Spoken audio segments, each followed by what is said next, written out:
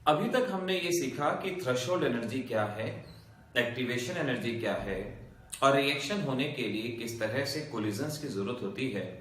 और effective collision उन collision को कहा जाता है जो रिएक्शन के लिए रेस्पॉन्सिबल होते हैं। थ्रेशोल्ड एनर्जी में आपने पढ़ा कि रिएक्शन को होने के लिए जो मिनिमम अमाउंट ऑफ एनर्जी होती है उसे थ्रेशोल्ड एनर्जी कहा जाता है, और जो एक्स्ट्रा अमाउंट ऑफ एनर्जी दी जाती है उसे हम एक्टिवेशन एनर्जी के नाम से जानते हैं। अब आपके बोर्ड एग्जाम का एक बहुत इंपॉर्टेंट क्वेश्चन है कि कैटालिस्ट रेट ऑफ रिएक्शन को किस तरह से अफेक्ट करता है। देखिए, जहां तक कैटालिस्ट की बात है, कैटालिस्ट नेगेटिव पॉजिटिव दोनों तरह के होते हैं।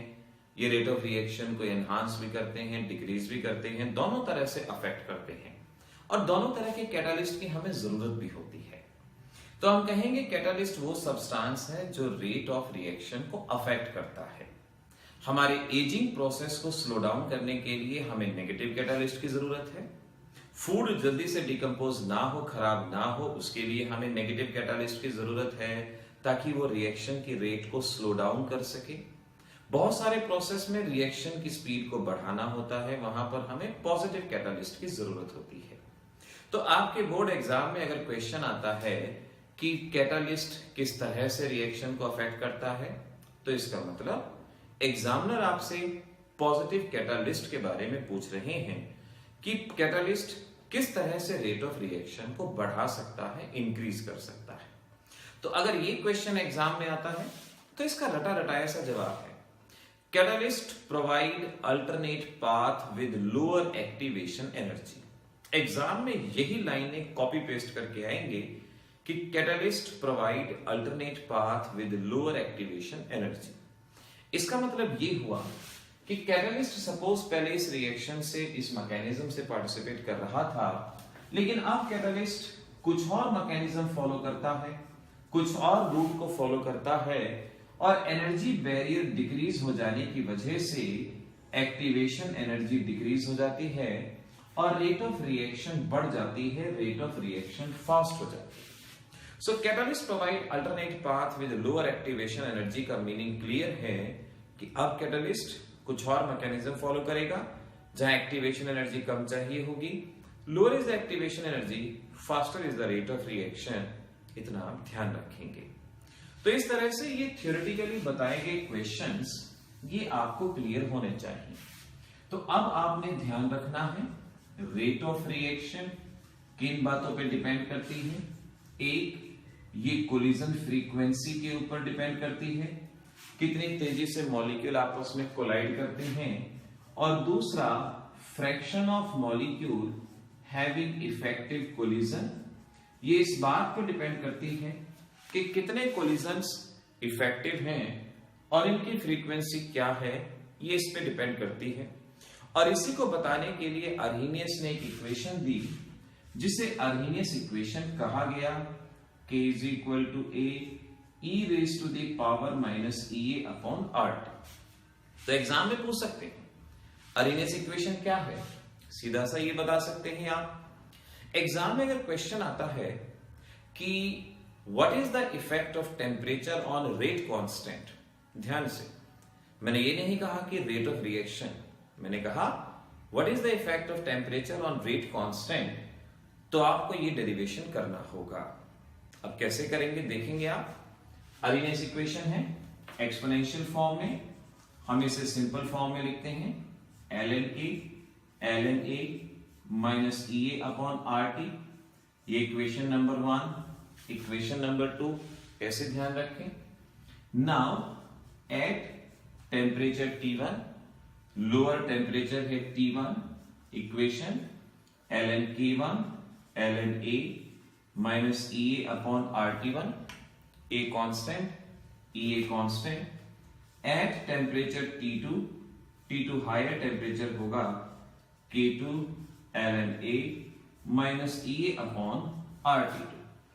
तो लो टेम्परेचर पे रेट कांस्टेंट, हाई टेम्परेचर पे rate constant. Subtract K1 from K2 में से K1 को सब्ट्रैक्ट कर दिया जाए और इस तरह से ये एक्सप्रेशन बनेगा RT2 और माइनस ln a और ea RT1 नाउ लॉग में है, सब्ट्रैक्ट है, आई can right K2 by K1 ऐसे, और यहां से ln cancer, minus minus positive, EA upon RT1 EA upon RT2 ऐसे लिख सकते हैं।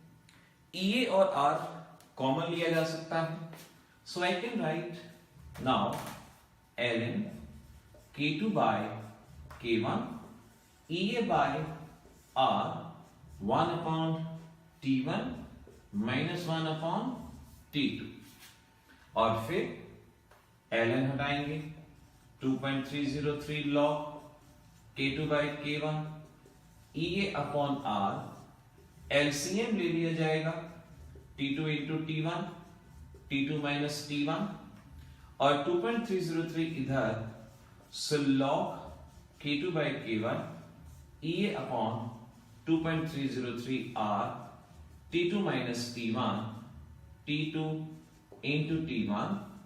इस तरह से ये एक्सप्रेशन हमें याद रखना है। जब हम टेम्परेचर को इंक्रीज करेंगे सो रेट कांस्टेंट पे क्या इफेक्ट होगा ये हम यहां से सीख पाएंगे।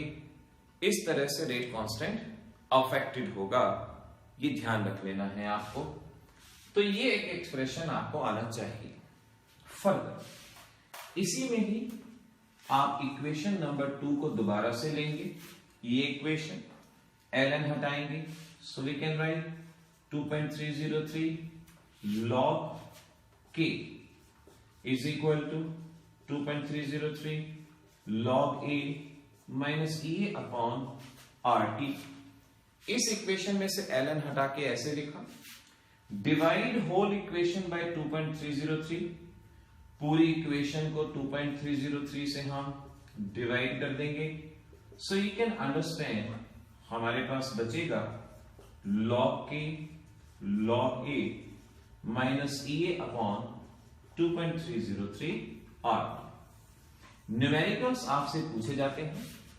अगर आपसे एक्टिवेशन एनर्जी निकालने को कहें तो आप इस फार्मूले का यूज करेंगे, टेम्परेचर केल्विन में लेंगे, और अगर आपसे फ्रीक्वेंसी फैक्टर यानी A निकालने को कहा जाए, यहां से एक्टिवेशन एनर्जी निकाल के यहां पुट किया, और इस तरह से आप A निकाल पाएंगे।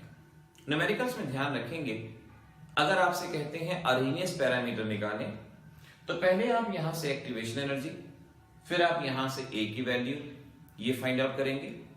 आपसे कहा जा सकता है प्री एक्सपोनेंशियल फैक्टर निकालना है, तो प्री एक्सपोनेंशियल फैक्टर का मतलब A की वैल्यू आपको फाइंड आउट करनी है।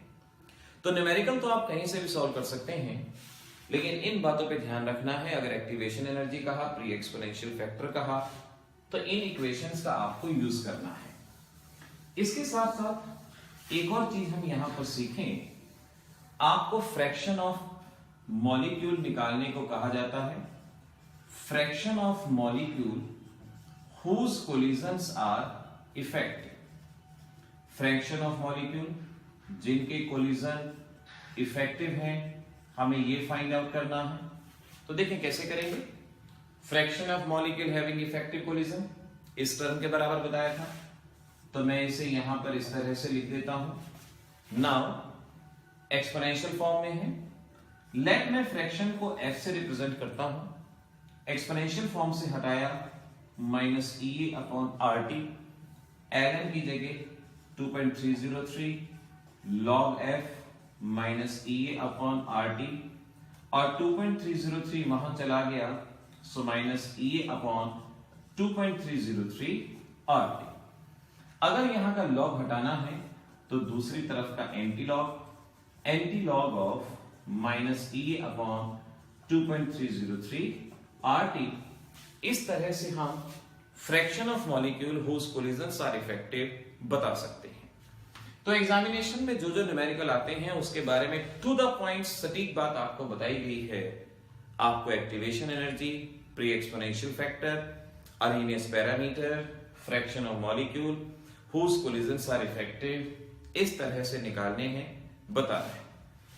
एक और फार्मूला ध्यान रखिएगा, अगर आपसे कहते हैं कि आपको कैटालिस्ट का इफेक्ट बताना है कि कितने गुना रेट ऑफ रिएक्शन इंक्रीज हुई, डिक्रीज हुई, तो आप उसको बहुत आसानी से बता सकते हैं, क्योंकि कैटलिस्ट अगर रेट ऑफ रिएक्शन को इंक्रीज करता है तो इसका मतलब वहां फ्रैक्शन ऑफ मॉलिक्यूल बढ़ेंगी, तो आप उसके लिए इसी फार्मूले का यूज बड़ी आसानी से किया जा सकता है, delta EA 2.303 RT, effect of catalyst.